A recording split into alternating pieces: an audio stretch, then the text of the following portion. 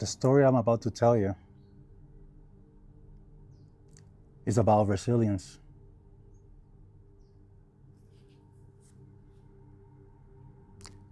And this is probably the hardest thing that I've done in a long time. I want to apologize ahead of time to you for your time, which I consider precious, not trying to waste your time. But by the end of this story, you might find a blueprint of how to heal and how to find peace. Disclaimer, I'm no guru. I'm just a broken veteran. That's as much as I can tell you. I want to apologize because with my disabilities, it's probably going to be a little hard to express myself. So I will do my best to get the message across. Just when I decided to start this channel, which I've been trying to do for the last 8-9 years, but I never find the guts to speak about it. And I guess because I never knew where to start, where to begin, especially the whole thing of filming yourself, but also being vulnerable to talk about what really goes on in here and in your heart. But I feel the longer I keep holding on to those feelings and emotions that serve no good purpose in my life, it creates like a time bomb. And when that time bomb decides to click, I end up falling farther behind. If you suffer from PTSD or traumatic brain injury, TBI, you will understand that the old you is still present, but you're not the same person. And you can feel it. So let's begin, shall we? My name is Gabriel Rivera, born in Puerto Rico, lived in Puerto Rico pretty much all my life until I was 18. I joined the Navy till I was till 2004, from 98 to 2004. And then I joined the Army from 2007 till 2013. And that's the year where everything began. While I was deployed in Afghanistan, in the province of Kandahar, we were doing a patrol. My job back then was with explosives, bombs, whatever you want to call it, IEDs.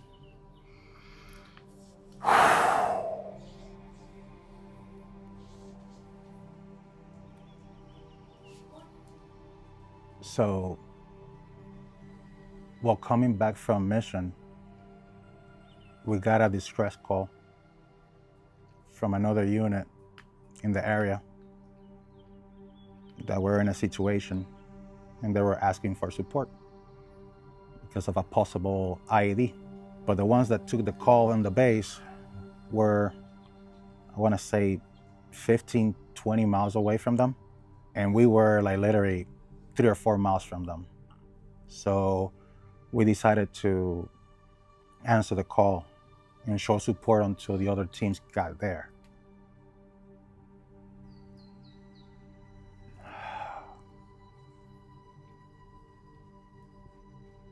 I apologize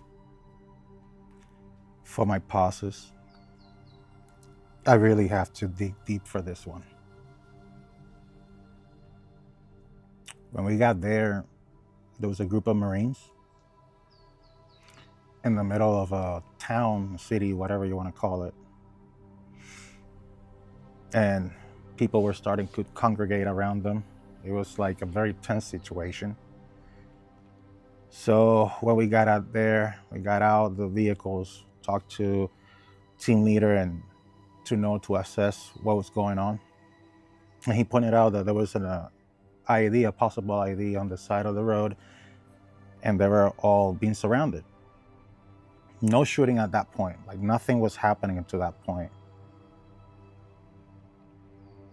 So for some odd reason, we tried to get the robot to go and see what the device was. Needless to say, the stupid thing was not functioning. I took the decision to go over there and check it out for myself, the old school way. And I probably made a big mistake too, because I think I got carried away with the amount of people that were getting there. So I decided not to suit up.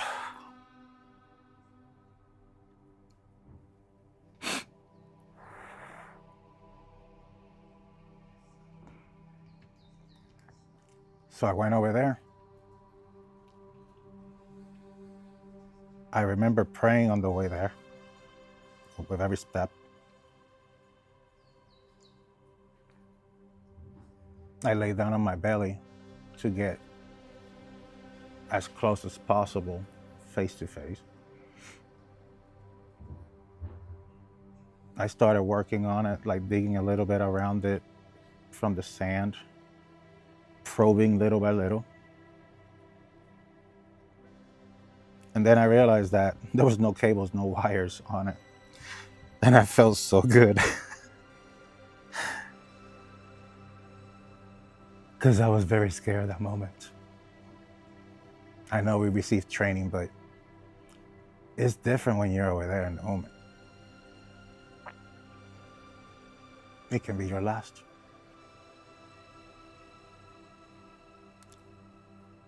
So when I finally moved it out, because there was no wires, it was basically was not finished. So just when I was pulling it out, just to like bring it out as a sample or decommission or whatever they wanted to do with it, I stand up. I remember standing up. I remember making the call on my neck. I said, hey, this is a dud, meaning that it's not finished. And I remember opening my shoulder pocket, taking my pack of cigarettes and lighting up a cigarette as I'm standing right next to it. And when I lit up that cigarette, I don't know what happened.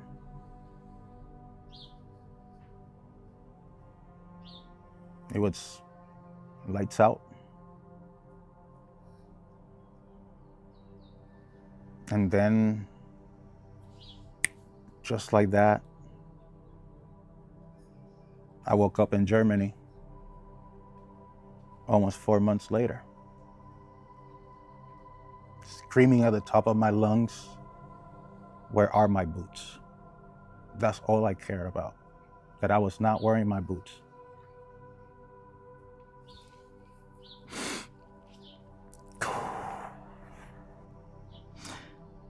So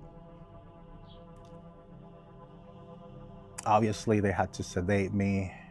And then in the upcoming weeks, I feel like every day I got a little bit bits and pieces of what really happened. And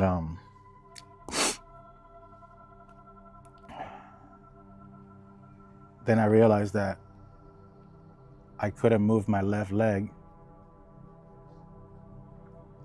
Felt like I didn't even feel my leg being attached to my body. I could physically see it. Obviously, you guys are looking at it. It's real. But then I got told that there was a good chance that I would never walk again, because they had to replace my tendons with plastic inside of it, and that I would feel my leg a little different than before. They wouldn't let me see myself in the mirror because they reconstruct my jaw with screws and skin graphic on my ear. Also some skin grafting in my chest. And then they told me everything that happened. That's when I found out that while I was lighting up that cigarette, there was a secondary bomb that was triggered by a remote. And we lost a lot of Marines that day.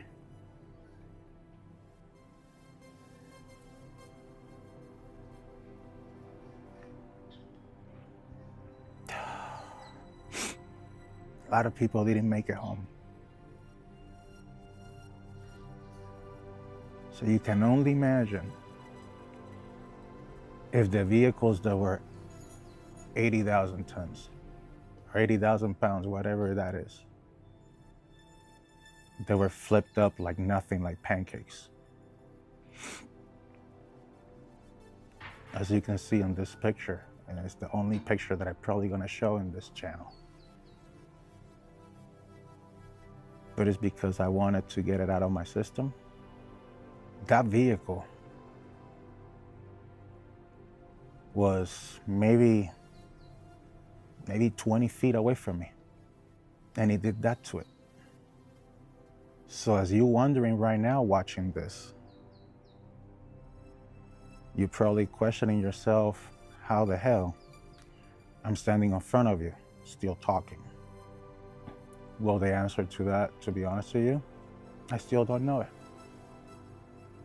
All I can say is God said that day that it was not my time.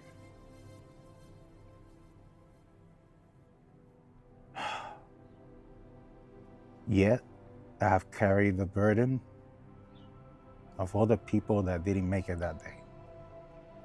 Because when I chose this job in the military, which a lot of people were mad in my family, I did it for one reason. If I ever failed, if I ever screwed up, I wouldn't even be here to have somebody yelling at me. True story. That's the world. That's the world of explosive. Once something goes wrong, you go in history, but nobody's gonna yell at you or questioning you. Needless to say, I think that theory backfired on me. It was a long journey to recovery. And when I say I'm still in that journey, but back in 2013, it was tough.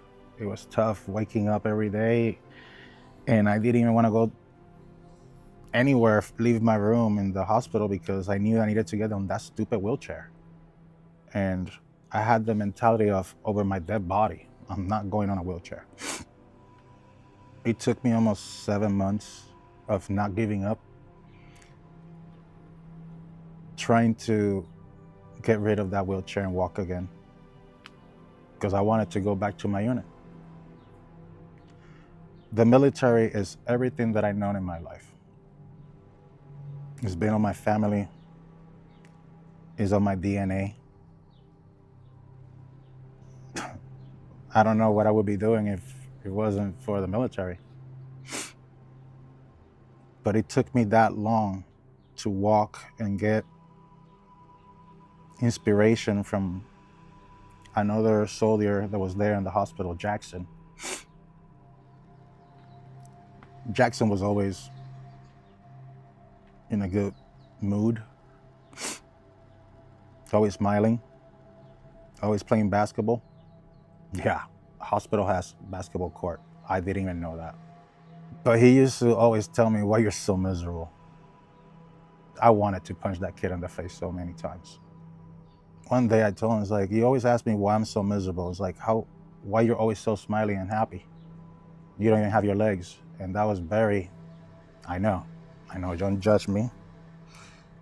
Don't judge me. But at that point in my life, I was in a very dark hole, in a very dark place where I didn't give a fuck about anybody. I didn't even want my parents to know my conditions. And the wife that I had back then, well, she left me, so it doesn't matter. So when I asked Jackson why he was always so happy, if he didn't even have his legs, why he was still smiling every morning, I thought he would flip out. He just got closer to my bed on his wheelchair and smiled at me and said, "Brother, my question for you is why you're not happy if you still have a chance to walk. I don't." He's like, "But I embrace my fate. You cannot even see yours."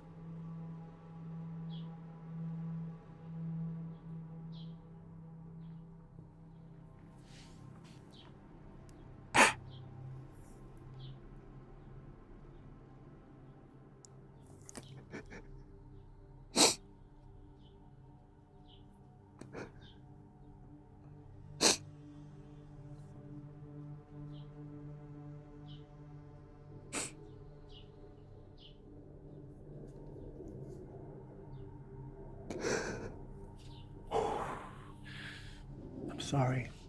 Apologize. Just hold on.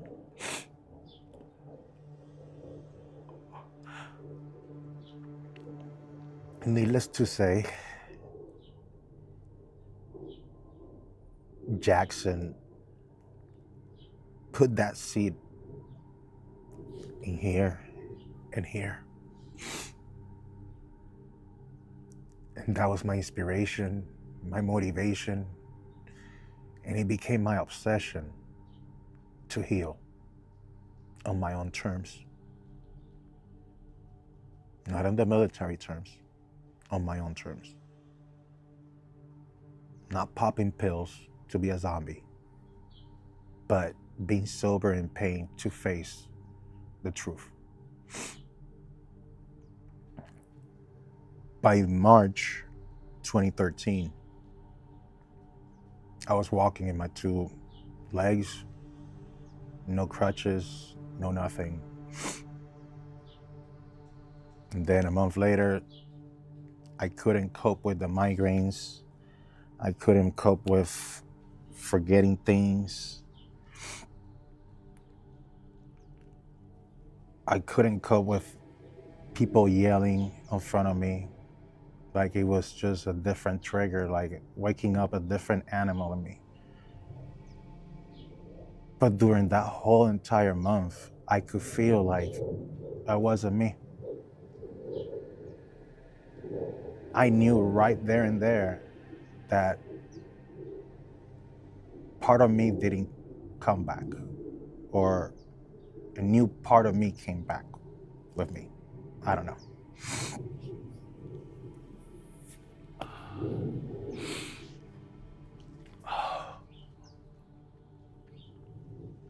Obviously, things started being very different for me.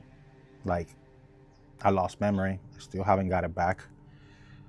But the doctor said that after the MRIs, the head scans, and all that stuff, because of the migraines, they realized that my left lobe was impacted really bad, severely. And they can see the scar on the left lobe, and that the impact also affected a little bit the frontal lobe, whatever they call it, of my brain. And that memory was gone, but some of it can be recovered. Some of them might never come back. And also that they saw a lot of activity on the right side of the brain, as in it was working twice as hard to compensate for the left, which caused a lot of migraines.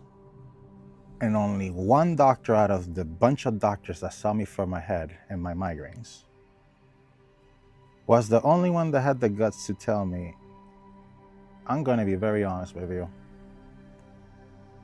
I'm not a psychologist, But I can tell you right now that there's going to be new things in your life that you will not even know the why or where it came from. With the memory that you lost comes other things that you probably will develop later.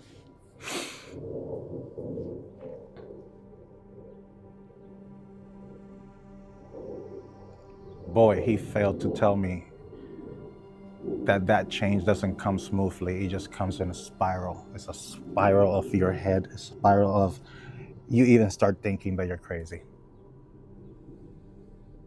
Things that you will never even think about doing, you're doing them. In my case, I have never been a reader. Now I read like 2 books a day or 1 book a day. If I constrain myself, because sometimes I need to stop. I can't afford buying books. Like my buddy said once, you're consuming more books than beers a week. That's when I realized that this was an obsession. And it was books about everything. Psychology, like math, physics, Stoic poetry, history, science. And then when I stopped the books because I didn't want to feel like I was losing my mind, and obviously, then it started the music. Something that I have never done is have an interest on playing an instrument. And I've been playing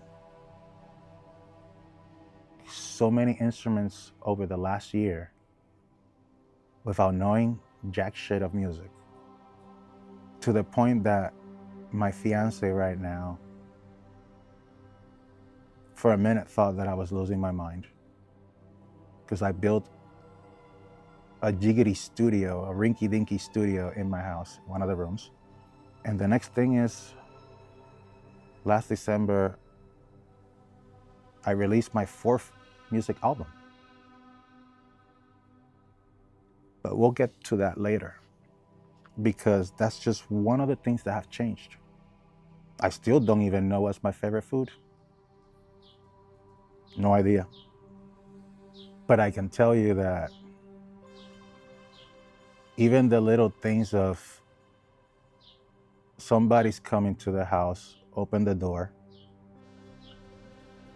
and nobody's there, close the door, 10 minutes later, somebody actually shows up to the door. Or I'll be thinking about my parents, and out of the blue, one of them calls. Or with my daughter. And I started thinking, like, what the hell is this? Like premonition. Then I went to the whole reading about premonition. I'm like, it just doesn't have the same symptoms.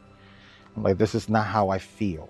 It's not that I can see the future. Like, I don't even believe in this shit. And then things started happening. More intense.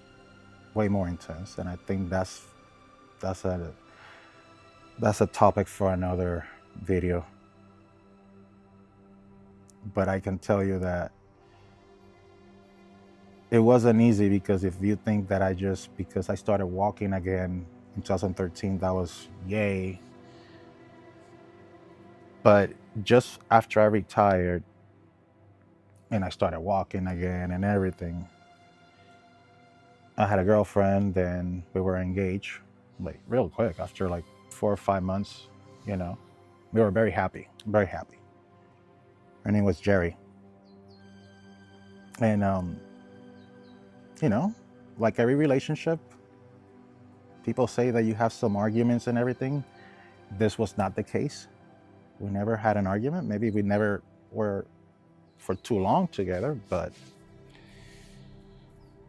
And then we decided to move together into our home. We rented a house, our dream house, to be honest. And it was so wicked because it was literally both of our vision dream house. Like, that house was perfect. I know there's no perfection, but I can tell you that house was perfection in front of us. And then that same night that we moved into the house, she was so happy. And she had a heart attack in the bathroom.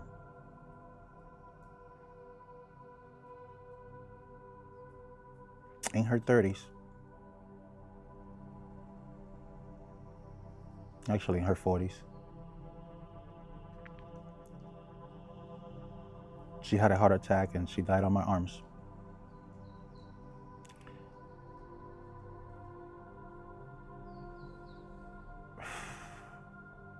And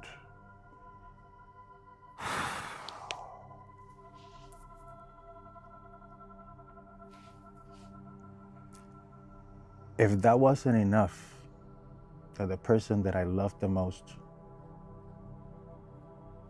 just died on my arms, the worst part came in when the day that she died was literally, my 3rd or 4th year anniversary from my explosion? Yeah. She died the same day of my accident, October 13th.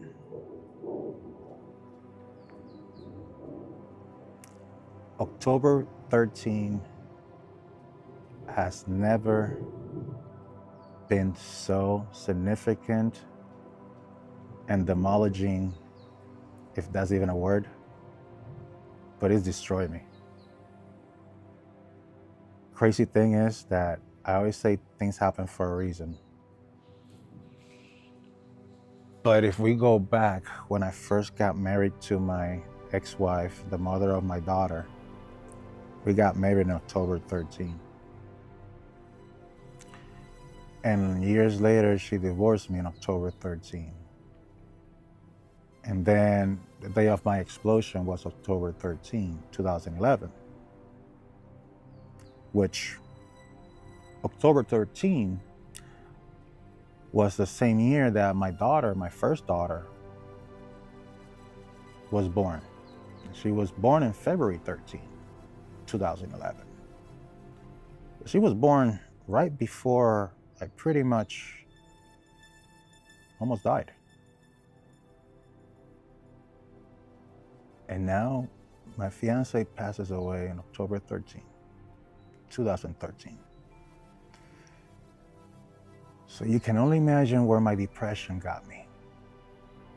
To the drinking every day. It wasn't until I woke up with my motorcycle helmet on my head, sleeping at the doorsteps of my apartment with the door open.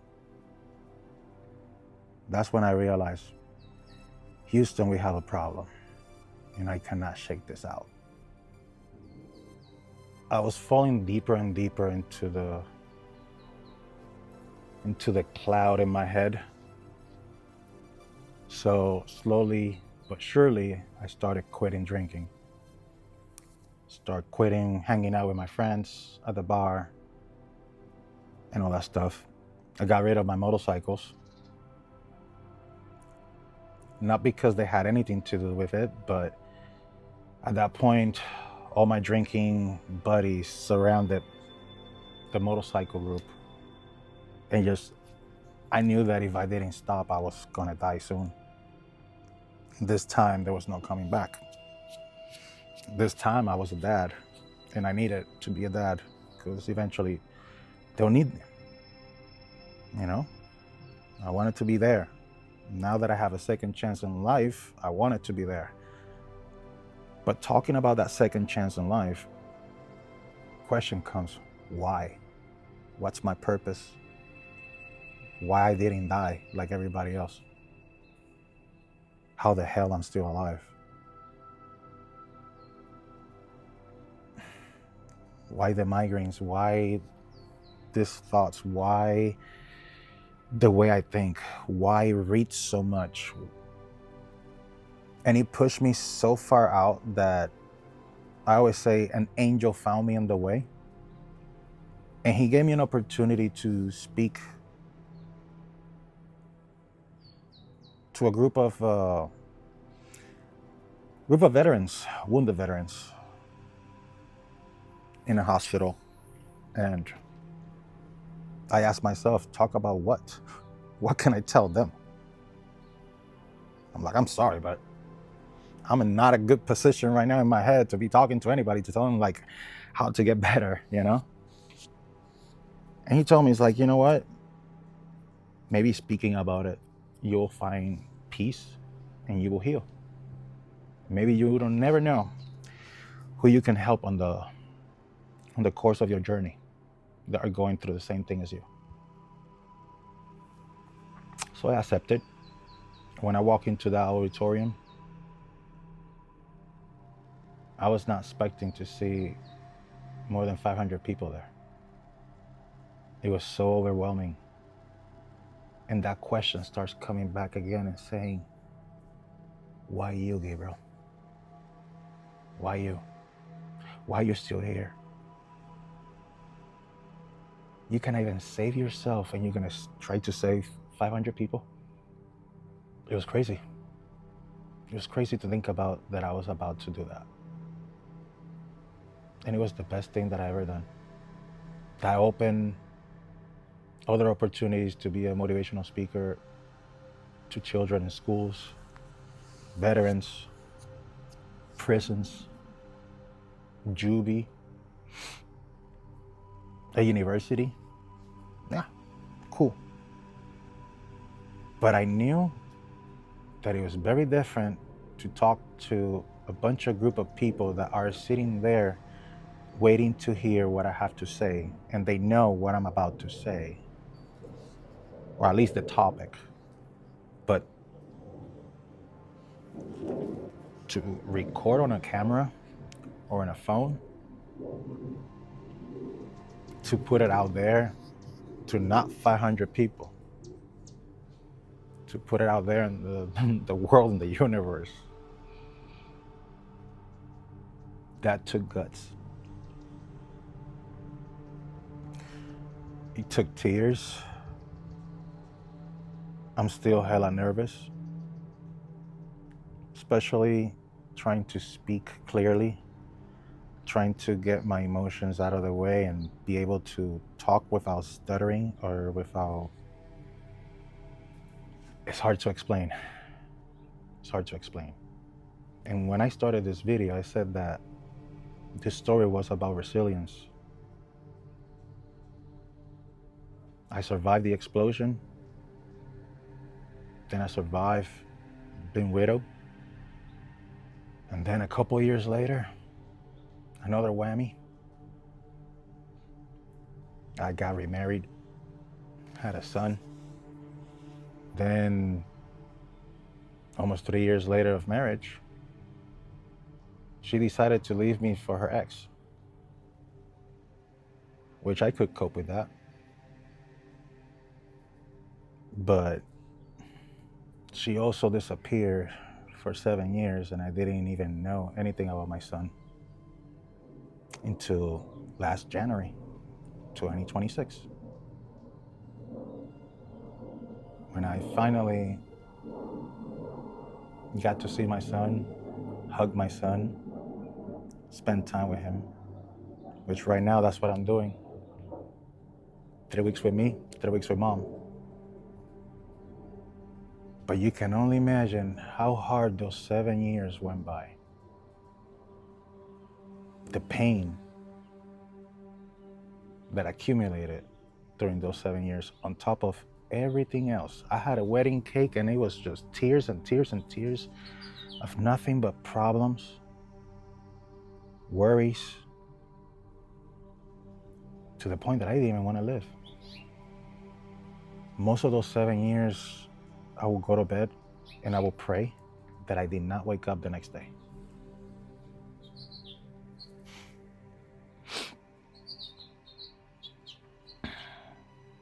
It's hard to talk about it now.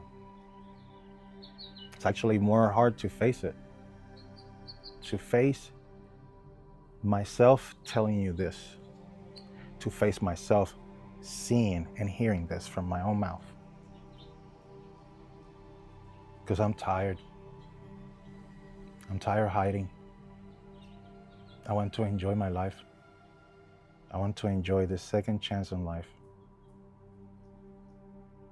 And to be honest, I started having another obsession besides just making music and reading.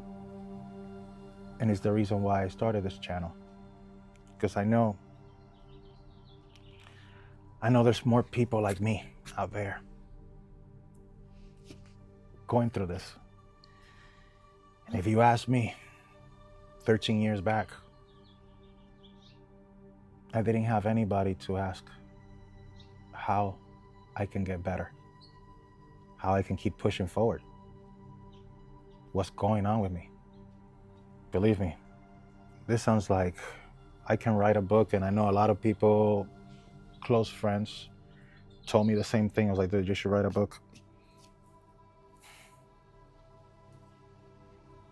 Truth is, I'm scared. I'm scared of writing a book. I'm more scared about the repercussions, if there's gonna be any. Like I told everyone, how you want me to write a book if I cannot even face my own phone and film a video for myself, and even if I'm gonna delete it later? Here we are. This is me versus me, to see who I can help on the journey. There's so much that has happened, and there's so much that I deal with every day. And I'm gonna plan to make a video at least once a week, maybe every day. I meant every day. I'm telling you, when this locks, I can barely speak. I know I make a lot of pauses on my videos, but in those pauses is where we actually deliberately find the peace within ourselves to continue moving forward, continue and carry on a conversation. Because you have to think one thing very clearly about this. In this channel, not just you, not just me, I'm pretty sure there's going to be a lot of people coming in that they want to get better too. They want to move forward too. They want to succeed in their second chance in life. For whatever reason, you have that second chance. You don't have to be a veteran. Because you know what? Quick disclaimer. I'm human. So, even I make mistakes. I feel, but we're still humans. Not because you're not a veteran doesn't mean that this doesn't pertain to you. Because you know what? TBI and PTSD is a very invisible disability. It's an invisible scar. It's something that is attached to you and it's there. Yeah, there's therapies, there's coping mechanisms and all that stuff. But when you mix those two,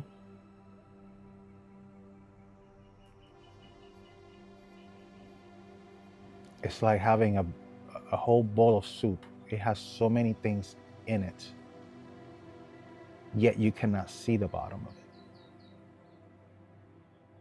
So you got to take it one layer after layer. And that's what I'm doing over here.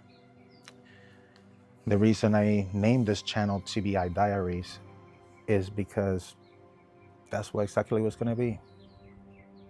It's going to be a diary of, even if it's just a little short video of the day, you know, of how my day is, or something inspirational that I can actually feel and convey to you. I will do that. I appreciate it, you guys staying to this moment, to the end of the video. But I also appreciate your time and your patience of the way that I speak and I try to get this across. And know that with my disabilities, sometimes I cannot control crying. Sometimes I'm crying for no reason. It's like if I felt the pain of somebody else next to me that is not there, and I have no reason to be crying, but I'm crying. It happens. When I touch some subjects that are very, not hard for me subjects, more like subjects that I have hidden from myself to not even deal with them, well, they're going to surface now. They're all going to come out. They're all going to come out, and it doesn't have to be perfect. It doesn't have to be like, wow.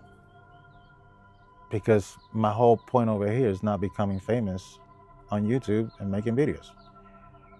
It's just getting a message that it will help somebody on the road.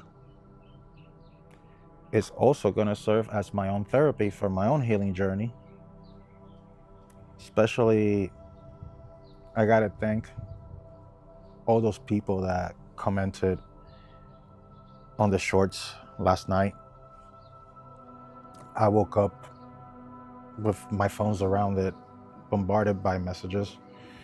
And when I say bombarded, not that many, but to me, it means the world. It means the world to not feel like I'm alone through this. To see there's people out there that actually will benefit out of it, you know? But with that being said, this story is just the beginning. But if I survive an explosion, survive the coma, if I was able to walk again, I lost the love of my life, yet here I am standing again. Didn't get to see my son for 7 years, yet here I'm still in. You that are watching right now, don't give up. Everything is possible. Believe me, right now you can be living in the dark ages in your head, but I guarantee you, it gets better. It gets better once you actually understand that before you start a relationship with anybody else, before you pick up the phone and you start talking about your life or to anybody else, like in my case, I'm talking about it right now, I needed to know what was going on in here first. And after 13 years living like this, day in, day out, I finally can see the potential and the knowledge to be able to talk to somebody and change their life as I'm changing mine. Thank you for your time. God bless.